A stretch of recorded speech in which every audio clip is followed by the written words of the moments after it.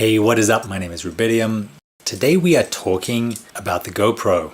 If you follow the news, you'll know that GoPro has been sold to a Chinese company for about $1 billion. It's not bad money. I think at its peak it was worth about 10 billion. All from selling this little camera that had very great marketing behind it. So a whole bunch of people went out and bought these things and then found out that the footage isn't that great.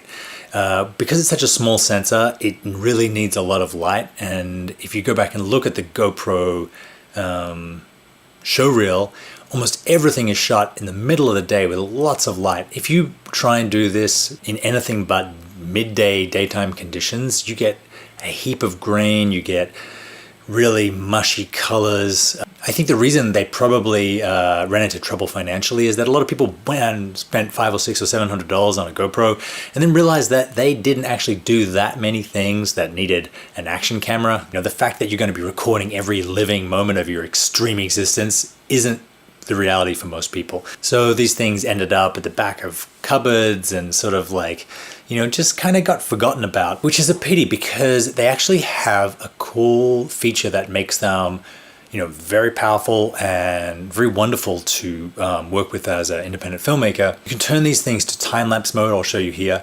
You can go to nighttime time-lapse or daytime time-lapse and set it up so that it uses auto ISO to correctly expose and then takes a picture every 5, 10, 20 seconds. The big limitation with that is that you probably only get about an hour of battery. So if you want to take a photo all day or all night, you're kind of out of luck. But don't despair. The little port on the side that charges them also takes external power.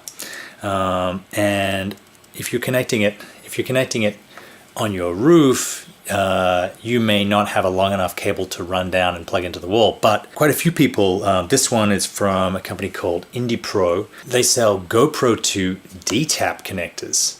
So now we have 95 watt hours. Now we have a 95 watt hour GoPro that will run, in my experience, for about 16 hours. I really like the night time-lapse video. If I'm traveling now with my camera and I've got the V-mounts, or I'm in a hotel that's close enough that I can just plug the GoPro into a wall, I'll mount it on a suction cap mount to the outside of my hotel window and just get a nighttime time-lapse of the city and or the lake or the sky, and you know, it really doesn't take that much more to get these wonderful establishing shots that you can use in your films. And it's with something that most people already have and aren't using. So breathe new life into your GoPro and use the time-lapse video mode and an external power source to capture amazing time lapses. That's all from me today. Thanks for checking out the video. Subscribe, like, do all that stuff. Is that what YouTube is meant to say? I don't know. But thank you very much for watching, and I will see you next time.